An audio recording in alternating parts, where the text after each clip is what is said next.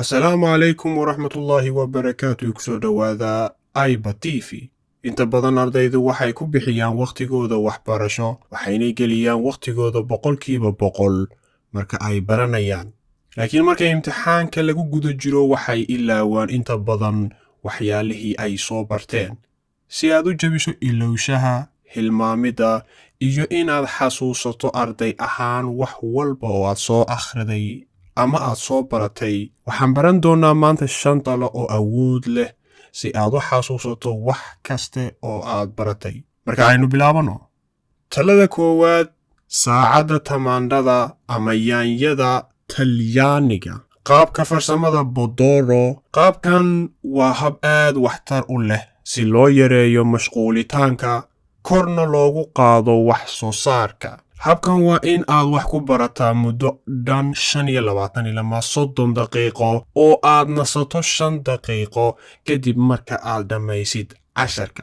talada labaad, isticmaal qaanuunka ah 50-50.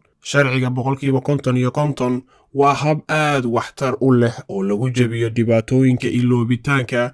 habkan waa in aad 50% u hurto inaad wax cusub barato, 50% kale ee soo hadhay wakhtigaagana aad la wadaagto ama aad u sharaxdo dad kale waxa aad soo baratay. habkani aad buu faa'iido u leeyahay sixaynta, habaynta iyo xasuusashada waxyaalaha aad baratay. talada saddexaad, ku celcelinta xawaaraha. habkan waxa aad si joogto ah dib u eegis ugu samaynaysaa si aad u jabiso dhibaatooyinka ilowshaha. haddii aad hal cutub dhammayso ama jabtar afka Englishka ah, intaad meel dhigi lahayd buugaas, dib u akhri isbuuc kadibna bil, iyo mar labaad, mar saddexaad, bilo kadib, iyo marka u dambayso aad akhrinayso sanad kadib. taas waxay kuu sahlaysaa in mar walba wixii aad soo akhriday maskaxdaada ay ku jirto.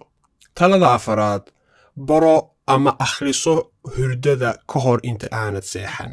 waxaa la caddeeyey in maskaxdu ay habayso oo ay kaydiso macluumaadka marka aad seexanayso ka hor. sidaa darteed, isku day inaad barato cutub muhiim ah oo adag ka hor inta aanad seexan si aad u hesho aqoonta xajinta iyo xasuusashada muddada dheer. talada shanaad, samee sawir muuqaal ah. sawiradu aad bay muhiim u yihiin sababta oo ah waxay si toos ah ugu xidhmaan xurumahaaga muuqaalka maskaxda. marka xigta ee aad u fadhiisato wax akhris, isku day inaad abuurto sawir muuqaal ah oo aad ku xasuusato waxa aad akhrinayso. haddaba daawade, kuwani waxa ay ahaayeen 5 talo oo aan kuugu talagalay in ay kaa caawin karaan inaad xasuusato aqoonta mustaqbalka fog wax kastoo aad soo akhrido. haddii aad fiidiyogan ka heshay, kommentiga noogu soo qor. aad iyo aad ayaad ugu mahadsan tahay daawashadaada. waxaanan hubaa inaad fiidiyogan wax ka faa'iidaysatay. su-aal baan ku hayaa, sidee ayaad wax ku xasuusataa? asalaamu calaykum.